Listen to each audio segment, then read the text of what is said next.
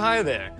Thanks for joining us today. I'm Bryan Burnett, and occasionally on Know How, we have what we like to call know-it-alls come on the show. And today we have Alex Gumpel. How you doing, Alex? Hi, Bryan. Thanks for having me. Well, thanks for coming on the show. So you're our guest expert, and what would you like to show us today? Well, I'm going to show you how to upgrade the memory in your Macintosh computer. Oh, okay, that sounds like it'd be something pretty handy. Yeah, to I figured a lot of people have Macintoshes, and upgrading your memory can increase your performance for many applications. Right, and it's not something too difficult for our average viewers? Well, that depends. So it depends on what kind of Macintosh you have. You have a modular one, which is fairly simple to do because that's ready for expandability. But then there's the compact Macintosh units, and those are a little trickier to get in.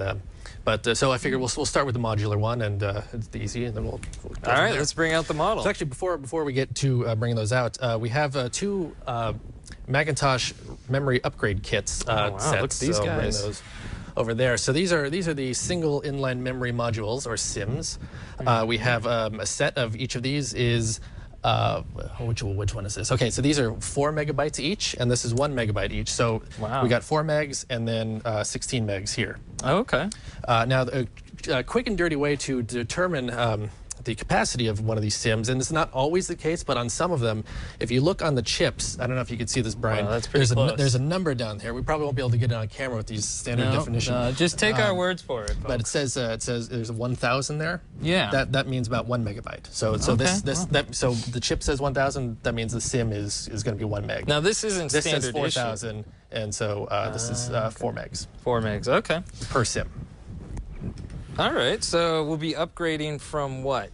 What do we have here? Let's take a look at what we have. So over here we have the Macintosh 2CX, which is a standard workstation modular computer system. Very stylish. So it's fairly simple to open because that's by design. Now, one thing is you may have a security screw back here, so we'll have to remove that first. Okay. So we just take your standard Phillips screwdriver or whatever it happens to be. I'll just kind of get that in there and turn that. Now, are there any safety precautions we should make our viewers aware of before we start this? Well, let's just crack this open quick. Just real simple. There we go. Oh, wow. As you can see, it just pops right off. That's good design, right? So before you start touching anything inside, you'll probably want to use a wrist strap. And that's very simple. You just kind of put that on your wrist. There you go, yeah. And then you want to clip. That stops the static charge. Right, and then you want to clip this to something metal that's hopefully grounded, and we just look for. I'm sure we have something under the desk, maybe, or. Well, we could just forget you know what? You don't really need it. We're going crazy kind of today. be careful. Just you want to make sure you're. Don't do this in your socks. Right. Don't do this. Standing on carpet in socks, and it'll be fine. Okay. So if we take a look on the inside of the unit here, we have here are the memory banks. We have the bank A and bank B. And right now, A is already filled with some RAM, and these are 1 megabyte each, so there's 4 megs of RAM total in this computer at the moment.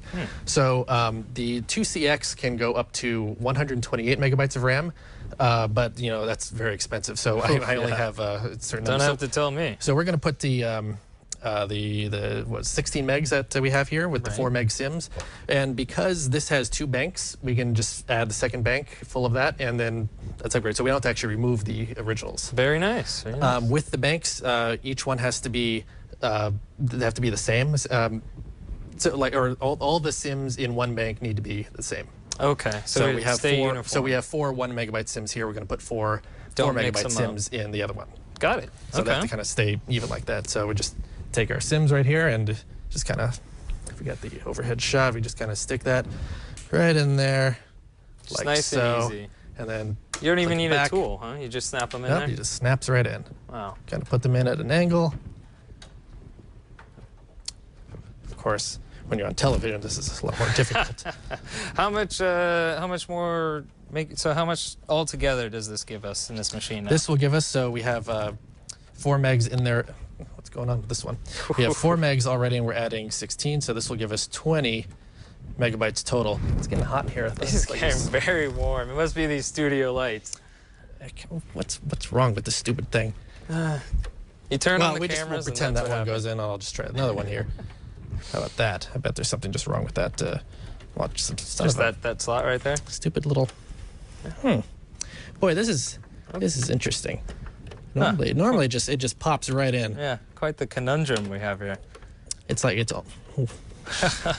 Well, okay. Well, normally it just pops right in. It's great. So for now, we'll just stick those in there, and then that's all you got to do. And then you put the top back on. Don't forget your safety screw, right? Yeah. Why don't you? Here you go. Why don't you screw that in there? Oh boy. Okay. Here's a screwdriver. So now, what kind of performance increase can we expect on this? Well, so we're going from 4 megs to 20, and it depends on the application that you're using. If you're using Photoshop or Illustrator, you can have larger files. KidPix is one of my favorites. KidPix probably doesn't utilize too much. It probably can't utilize a lot because it's designed for don't worry about that tool. Lower end computers. So with the modular Mac, it's simple. You just pop them in like that. And there you go. So okay. Well, so see, I'm glad you came on the show. That's an easy way for any home user to upgrade the RAM on your Macintosh, and you'll see some nice speed boosts. So we have something else? So now we're going to do the compact Macintosh.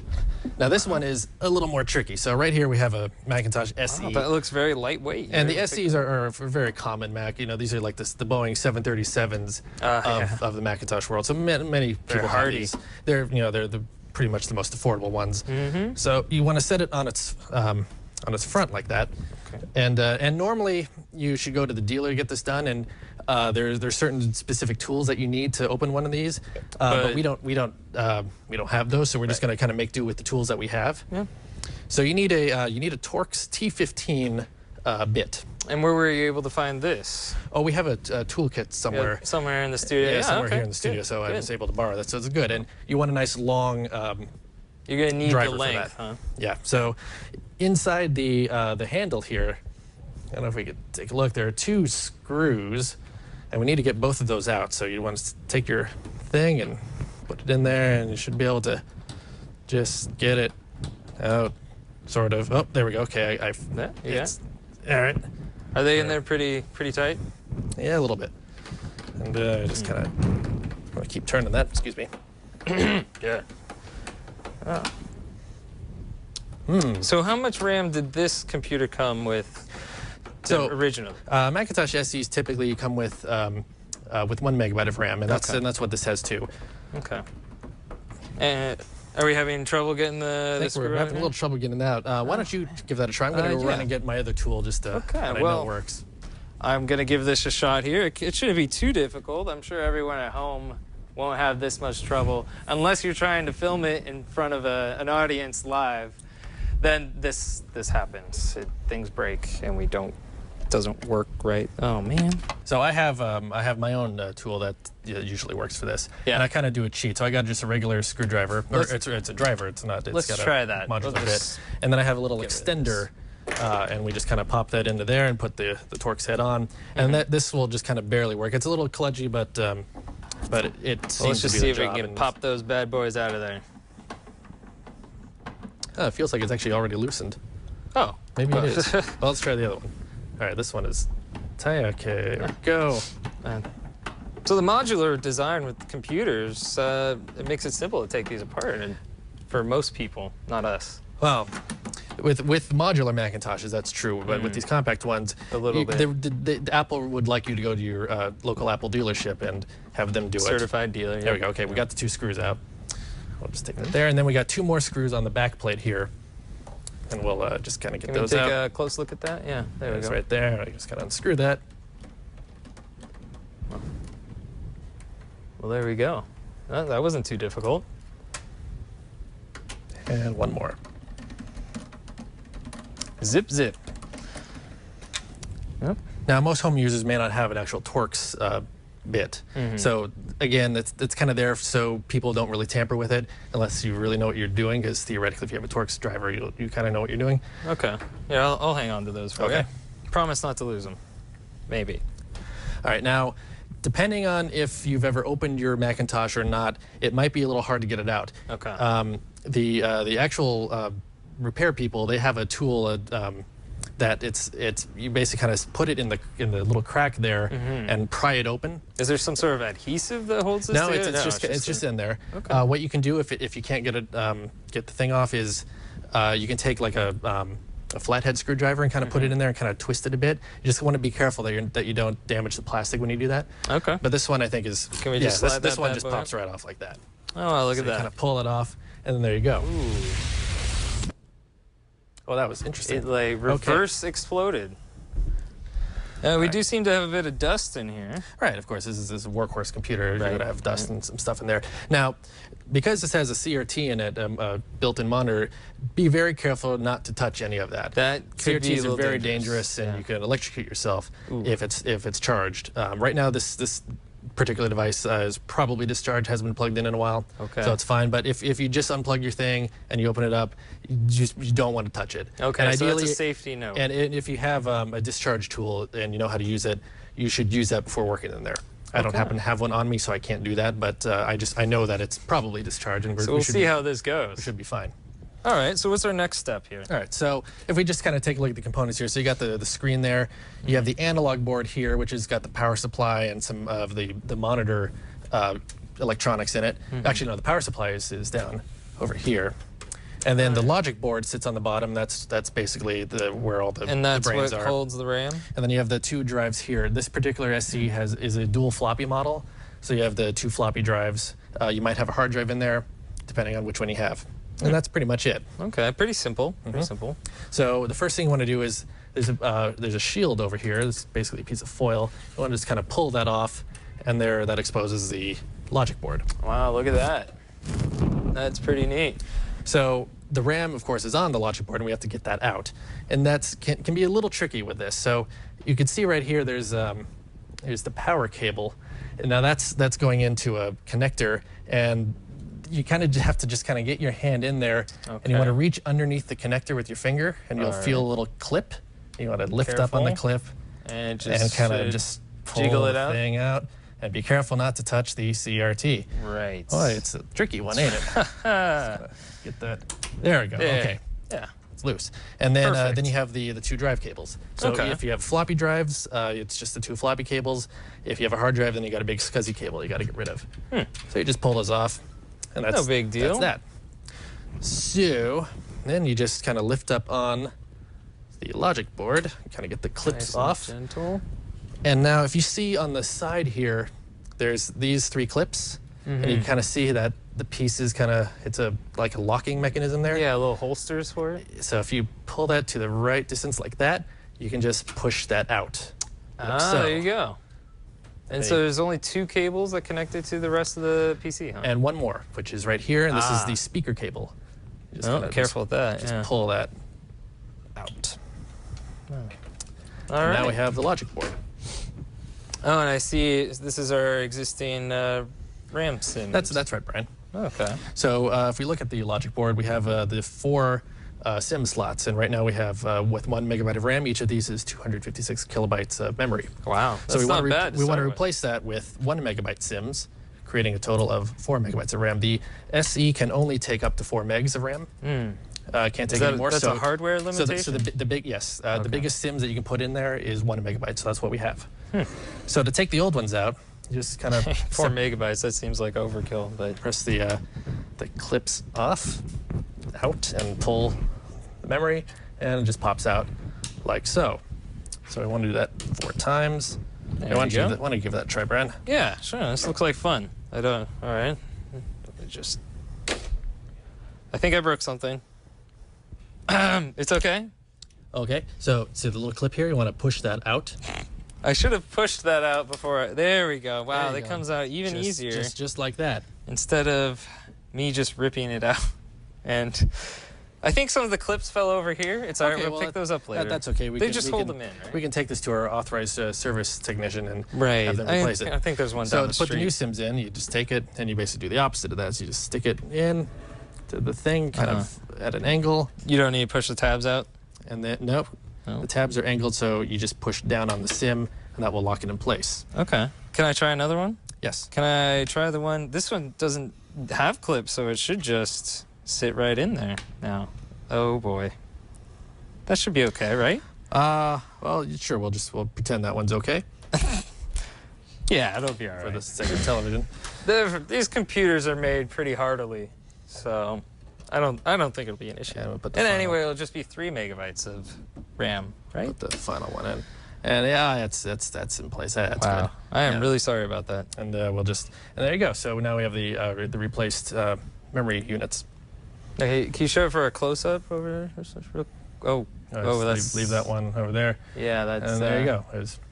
No problem. Okay, so let's get it back in there. All right, so to put it back in, we basically do the opposite of how we got it out. So you want to kind of line the board up, take the Speaker cable? Yes, the speaker cable, and clip that back onto the connector sitting next to the clock battery. Just stick that on. And now to put it in place, I'm going to leave this SIMM off so it doesn't get jammed in there. We'll pretend that it's in. So that bit that came out, the kind of the little locking mechanism here, that's only on one side. So to put it back in, you want to first stick the edge over into the slots over here, just kind of just sideways. And just slip it in there. Don't force anything like I did earlier. Yes, don't force anything. And then you want to just line these pieces up again as it was earlier and stick that in like that. And now push down, but not quite all the way because we do still need to get the cables in. Oh, right. We've got the power cable and the CRT monitor cable left, right? No, it's the power cable and the 2 floppy drive cables. Oh, there you go. See, I would have gotten it wrong. So probably it's easier to start with the power cable. So you just want to kind of, you probably have to push the logic board down and in a bit. And actually, you could actually put it in all the way. So yeah. There you go. So that's maybe in place. wait till you screw it down. Yeah. And then you just kind of line that up. And you want to put your other hand on the opposite side of the board to create some counter pressure. And now it's clipped in place and that's locked. And then you want to just replace the floppy cables back in their places, like so. And Head's in the way. like so. Oh, excuse me. Yeah. All right. So now the motherboard is connected. So that's pretty much it. And then we take our shield, Shielding, yeah. stick that back on where it was. It just kind of fits right over the connectors like that.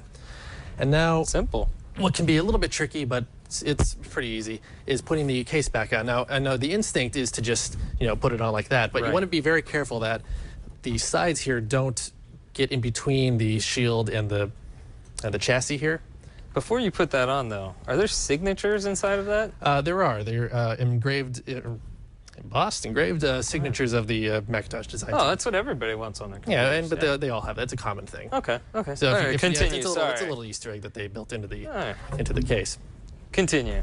So the best way to put this on is because how the shield is folded this way, you want to just kind of start on the side. Makes sense.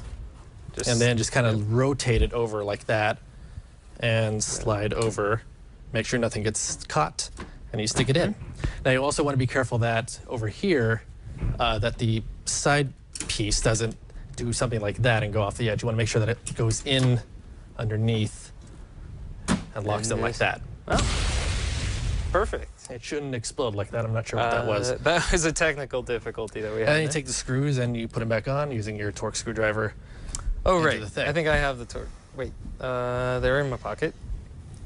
Do you remember the silver ones or the black ones? So the black ones go on this side, and the silver ones go in the handle. Perfect.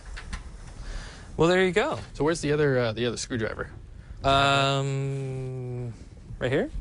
So why don't you go ahead and tighten these with that, and I'll tighten these. Sure. With this. So just to reiterate to our audience, we've taken apart the Mac. We've put the new, bigger SIMMs in, and we'll be having 4 megabytes of RAM. The larger capacity modules. We'll probably notice a nice speed boost from these. And probably took us, what? We did all this in real time. What, about 10 minutes? No editing here. No editing. It's gonna... So really, that's a job you can do on the weekend. If you have a spare hour, and you'll definitely notice the difference in performance, I'm sure. And then you can take your old RAM and save it for, you may have another Macintosh you want to use the old memory in if you buy it with less than what the SIMMs you pulled out of the other one. Don't throw that stuff away. Yeah, you want to always kind of save that stuff. You never know when you're going to want to use it again. Okay, well, thanks for coming on the show, Alex. I think that's about all the time we have for this segment. But yeah, is there anything else you'd like to tell us about your project or anything? No, just if you have any questions, you could always go to your local Apple dealership and ask them about memory upgrade options, and they'll be happy to help you with that. Great. All right. Well, I'd be happy to have you on the show again sometime soon.